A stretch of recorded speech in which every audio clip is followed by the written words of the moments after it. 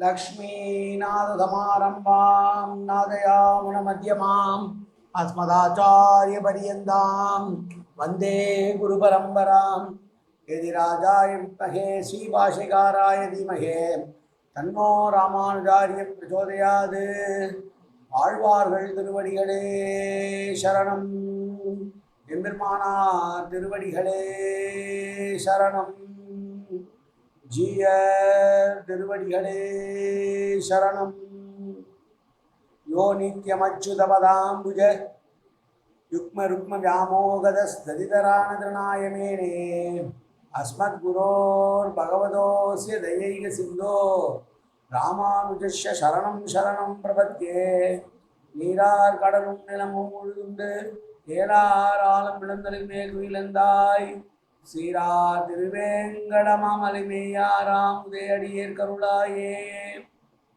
எல்லாம் வல்ல ஏழ்மலையான் பெருந்துணையால் 4000 திவ்ய பிரபந்த பாசுர பதிவேற்றங்களின் வரிசையில் இன்றைக்கு 2174வது நாள் பாசுர பதிவேற்றம். திருமங்கை ஆழ்வாருடைய பெரிய திருமொழியிலே 8ஆம் பத்திலே வரக்கூடிய 3ஆம் திருமொழியுடைய 3வது பாசுரம் 723வது பெரிய திருமொழி பாசுரம். திருக்கண்ணபுரம் பாசுரத்திலே இது 23வது பாசுரம். முதலிலே தனியன் கலையாமி கலிதும்சம் கவிம்லோக திவாகரம் ரிஷிகோபி பிரகாசாபி ஆபித்யம் நிகதம் தம வாழி பரகாலன் வாழி கலிகன்றி வாழி குறையூர் வாழ்வேந்தன் வாழியரோ மாயோனை வாழ்வழியால் மந்திரம் கொள் மங்கையர்வம் தூயோன் சுரமானவேல் நெஞ்சுக்கு இருள் கடி தீபமடங்கா நெடும்பிறவி நெஞ்சுக்கு நல்ல அமுதம் தமிழ் நன்னூல் துறைகள் அஞ்சுக்கு இலக்கிய மாரண சாரம் பரசமய பஞ்சு கனலின் புரி பரகாலன் பண்பல்களே எங்கள் கதியே ராமானுசமுனியே சங்கை கெடுத்தாண்ட தவராசா பொங்கு புகழ் மங்கையர் உன் இந்த மறையாயிரம் அனைத்தும் தங்கு மனம் நீ எனக்கு தா மாலை தனிவழியே பறிக்க வேணும் என்று கோலை பரிந்திருந்த கொற்றவனே வேலை அணைந்தருளும் கையால் அடியேன் வினையை துணித்தருளவேனும் துணிந்து. 723வது பெரிய திருமொழி பாசுரம். துங்க மாமணி மாட நெடுமுகட்டின் சூலிகை போ திங்கள் மாமுகில் துணிக்கும் திருக்கண்ணபுரத்துறையும் பைங்கன்மால் விடை அடர்த்து பனிமது கோள் விடுத்து உகந்த செங்கன்மால் அம்மானுக்கு இழந்தேன் என் செறிவளையே என்கிறார். பரகால நாயகி நான் பெருமாளை பற்றி கொண்டதனால் உடல் அழைத்து போய் என்னுடைய வளையலை இழந்தேன் என்று சொல்லுகிறாள். இதிலே ஒரு நம்பிக்கை இருக்கிறது. என்னவென்றால் நப்பின்னை பிராட்டியை திருமணம் செய்து கொள்ள வேணும் என்பதற்காக கோபமான கண்களை உடைய 7 எருதுகளை அடக்கி அவளை அடைந்தான் அல்லவா, அதுபோல் நம்மை காப்பாற்ற மாட்டானா என்ற ஏக்கம். சந்திரனுக்கு ஒரு நேரத்திலே க்ஷயரோகம் உண்டாகும்படி ஒரு சாபம் உண்டாக அந்த க்ஷயரோகத்தை போக்கியறிவன் இந்த திருக்கண்ணபுரத்தம்மான் தான். எனவே சந்திரனையும் நப்பினைக்கும் இறங்கியவன் நமக்கு இறங்க மாட்டானா, எனவே என்னை காப்பாற்ற வரமாட்டானா என்று கேட்டுவிட்டு காப்பாற்ற வரவில்லையே என்ற இயக்கத்தால் என்னுடைய கைவிளைகள் கீழே விழுந்து விட்டன என்று சொல்கிறார்.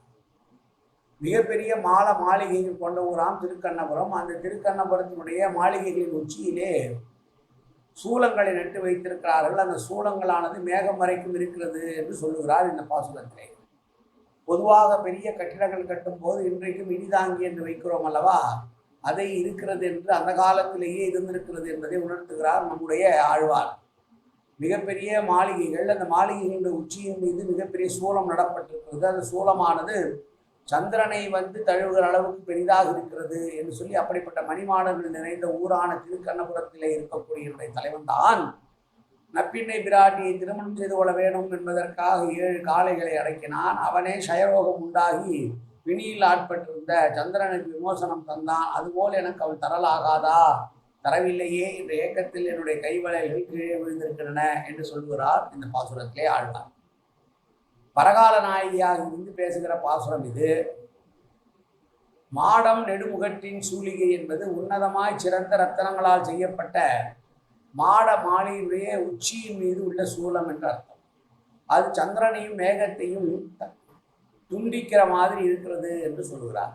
இப்படி மிகவும் பசுமையான செழுமையான திருக்கண்ணபுரத்திலே இருக்கக்கூடிய பெருமாளை நான் ஆட்கொண்டு என்னை ஏற்றுக்கொள்ள வேண்டும் என்று நான் அவரையே சார்ந்திருக்கிறேன் ஆனால் அவர் என்னை ஏற்கவில்லையே, அதனால் நொந்து போய் என்னுடைய வளையல்கள் கையில் இருந்து கீழே விழுகின்றன என்று சொன்ன பாசுரம் இந்த பாசுரம். நாளை அடுத்த பாசுரத்தை சேவிக்கலாம். மீண்டும் ஒரு முறை பாசுரம். துங்க மாமணி மாட நெடுமுகட்டின் சூழிகை போம் திங்கள் மாமுகில் துணிக்கும் திருக்கண்ணபுரத்துறையும் பைங்கன்மால் விடை அடர்த்து பனிமதில் போல் விடுத்து உதர்ந்த செங்கன்மால் அம்மானுக்கே இழந்தேன் என் செறிவளையே.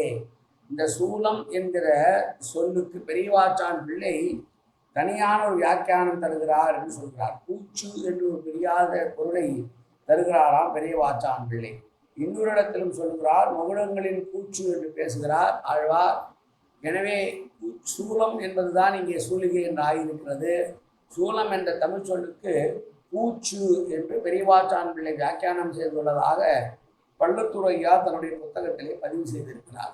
காயேன வாச்சா மனசேந்திரியர்வா அபியாத்தனாவா பிரகதேசுவாவாது கரோமியத்தத் சகலம் பரஸ்மி ஸ்ரீமன் நாராயணாயின் சமர்ப்பயாமி.